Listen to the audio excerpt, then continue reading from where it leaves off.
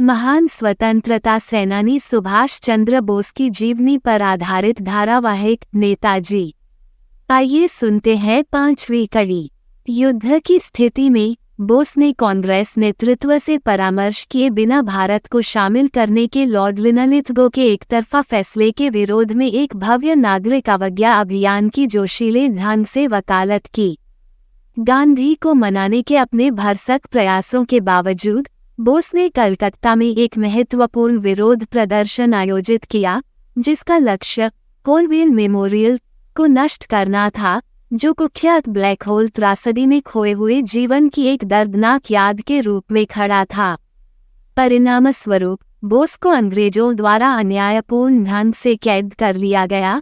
केवल 7 दिनों की साहसी भूख हड़ताल के बाद रिहा किया गया।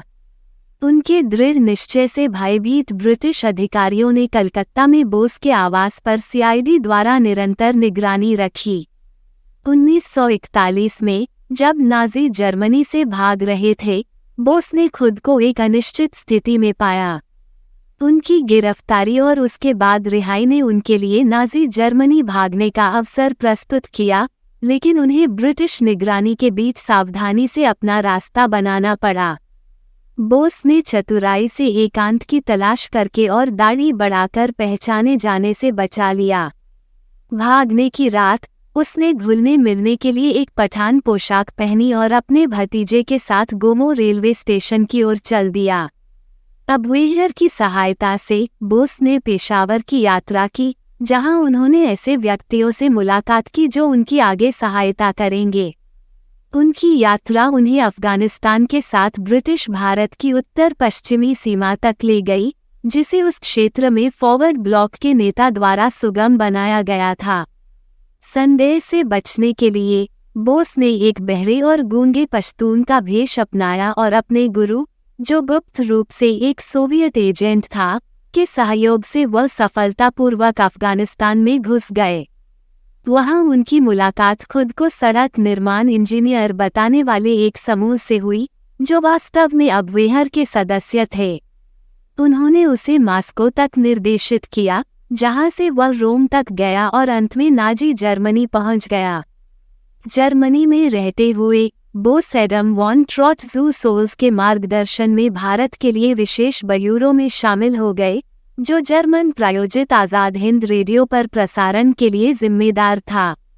बोस ने बर्लिन में फ्री इंडिया सेंटर की भी स्थापना की और भारतीय सेना का गठन किया, जिसमें लगभग 4500 सैनिक शामिल थे, जो एक्सिस बलों द्वारा पकड़े जाने से पहले उत्तरी अफ्रीका में अंग्रेजों के लिए लड़ने वाले भारतीय युद्ध कैदी थे। ये भारतीय सेना वेहरमाच का हिस्सा बन गई और बाद में इसे वेफन एसएस में स्थानांतरित कर दिया गया। रूस में अपने समय के दौरान बोस को एनकेवीडी द्वारा इस उम्मीद के साथ मॉस्को लाया गया था कि भारत में ब्रिटिश शासन के प्रति रूस की ऐतिहासिक शत्रुता से भारत में एक लोकप्रिय विद्रोह की उनकी योजनाओं को समर्थन मिलेगा।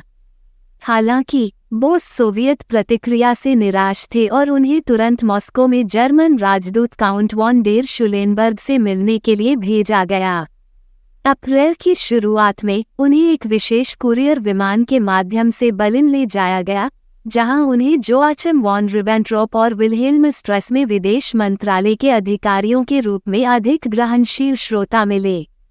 अपनी निष्ठा को मजबूत करने के लिए भारतीय सेना के सदस्यों ने जर्मन जाति और राज्य के नेता अडोल्फ हिटलर और स्वयं बोस जी के साथ भारत की लड़ाई में जर्मन सशस्त्र बलों के कमांडर के रूप में शपथ ली। भारत के नेता के रूप में सुभाष चंद्र बोस। इस शपथ ने स्पष्ट रूप से भारत में बोस के समग्र नेतृत्व को मान्यता देते हुए भारतीय सेना का नियंत्रण जर्मन सशस्त्र बलों को हस्तांतरित करने का प्रदर्शन किया। हालांकि बोस को अंततः आज़ाद हिंद सेना के नेतृत्व में नाजी सैनिकों ने पकड़ लिया। ये ध्यान देने योग्य है कि बोस यूएसएसआर के माध्यम से भारत पर आक्रमण की संभावना के लिए खुले थे। हालांकि कुछ लोगों ने इस निर्णय की सुदृढ़ता पर सवाल उठाया है, क्योंकि ऐसा लगता नहीं है कि जर्मन इस तरह के आक्रमण के बाद आसानी से अपना नियंत्रण छोड़ देंगे, जिसके संभावित परिणाम होंगे। युद्ध में धुरी राष्ट्र की जीत में। बहरहाल, भारतीय स्वतंत्रता के लिए बोस के अद्वितीय समर्पण और उत्साह के बावजूद जर्मन उनके साथ औपचारिक गठबंधन बनाने में झिझक रहे थे। तुलनात्मक रूप से महात्मा गांधी और जवाहरलाल नेहरू जैसी शख्सियतों को उनकी नज़र में अधिक लोकप्रियता हासिल थी। जैसे ही 1942 का वसंत निकट आया, जर्मन सेनाओं ने स्वयं को सोवियत संघ के विशाल विस्तार में फंसा हुआ पाया। बोस नाजी जर्मनी से प्रतिक्रिया की कमी से लगातार निराश हो रहे थे। अब अपना ध्यान दक्षिण पूर्व एशिया में आशाजनक अवसरों की ओर स्थानांतरित करने के लिए उत्सुक थे। प्रसिद्ध इतिहासकार रोमेन हेस के अनुसार ये प्रलेखित है कि प्रतिष्ठित जर्मन विदेश कार्यालय ने विनम्रतापूर्वक नेताजी सुभाष चंद्र बोस के लिए एक भव्य निवास का अधिग्रहण किया, जिसमें एक समर्पित बटलर, कुशल रसोया, मेहनती माली और यहाँ तक कि एक एसएस चालक की कार भी शामिल थी। इसी दौरान बोस की साथी एमिली शेनकल खुलेआम उनके साथ रहने लगी। समझदार जर्मन अपने रिश्ते की प्रकृति से पूरी तरह वाकिफ थे, जानबूझकर अपने मामलों में खुद को शामिल करने से बचते रहे। हालांकि ये ध्यान देने योग्य है कि बोस ने अपने मिशन का समर्थन करने के लिए स्थापित संगठन स्पेशल ब्यूरो फॉर इंडिया के अधिकांश सदस्यों के साथ सौहार्दपूर्ण संबंध साझा नहीं किए। इतिहासकार Leonardo, Adam von Trott, Alexander Wirth और फ्रेडा क्रेश्चमर विशेष रूप से बोस के प्रति गहरी शत्रुता रखते थे।